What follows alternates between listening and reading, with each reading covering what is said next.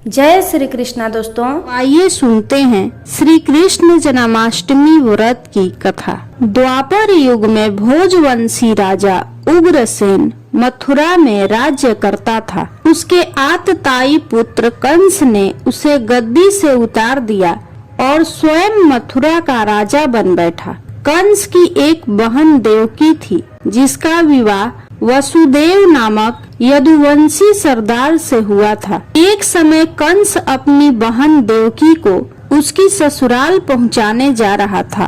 तभी रास्ते में आकाशवाणी हुई, हे कंस, जिस देवकी को तू बड़े प्रेम से विदा कर रहा है, उसी में तेरा काल बसता है। इसी के गर्भ से उत्पन्न 8वां बालक तेरा वध करेगा। यह सुनकर कंस ने देवकी को मारने के लिए अपनी तलवार निकाली। तभी वसुदेव ने कंस को समझाया कि तुम्हें देवकी की 8वीं संतान से भय है, मैं 8वीं संतान तुम्हें सौंप दूंगा। कंस ने वसुदेव की बात मानकर दोनों को बंदी बना लिया और पहरेदार बिठा दिए। कंस ने देवकी की सभी संतानों को मारने का निश्चय कर लिया।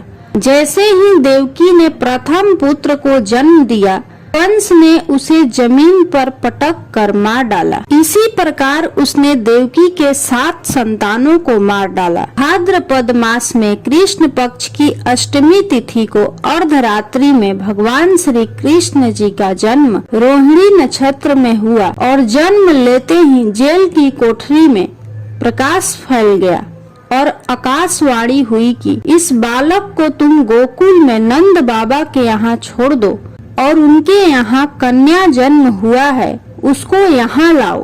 तभी सभी पहरेदार सो गए, हथकड़ियाँ खुल गईं। वसुदेव जी श्री कृष्ण को टोकरी में रखकर गोकुल की ओर चल दिए। रास्ते में यमुना नदी श्री कृष्ण भगवान के चरणों को स्पर्श करने के लिए ऊपर की ओर बढ़ने लगी। श्री कृष्ण ने चरण आगे बढ़ाया और यमुना नदी को छू लिया और यमुना नदी शांत हो गई। किसी प्रकार वसुदेव जी नंद बाबा के यहाँ पहुँचे और बालक कृष्ण को माँ यशोदा के बगल में सुलाकर कन्या को लेकर वापस कारागार में आ गए। जेल के दरवाजे पुनः बंद हो गए। वासुदेव जी के हाथों में पहले की भांति ही हथकड़ियाँ पड़ गईं। पहरेदार उठ गए। कन्या की रोने की आवाज आई।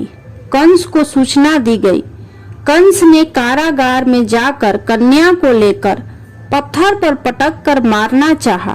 तभी कन्या हाथ से छूटकर आकाश में उड़ गई और बोली, हे कंस, तुझे मारने वाला पैदा हो चुका है। अरे मूर्ख, मुझे मारने से क्या होगा?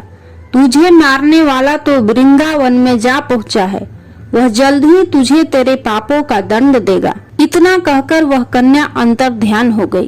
तब कंस ने श्री कृष्ण को मारने का बहुत प्रयास किया। श्री कृष्ण भगवान को मारने के लिए अनेक दैत्य भेजे, परंतु श्री कृष्ण ने अपनी अलौकिक शक्ति से सभी दैत्यों को मार डाला।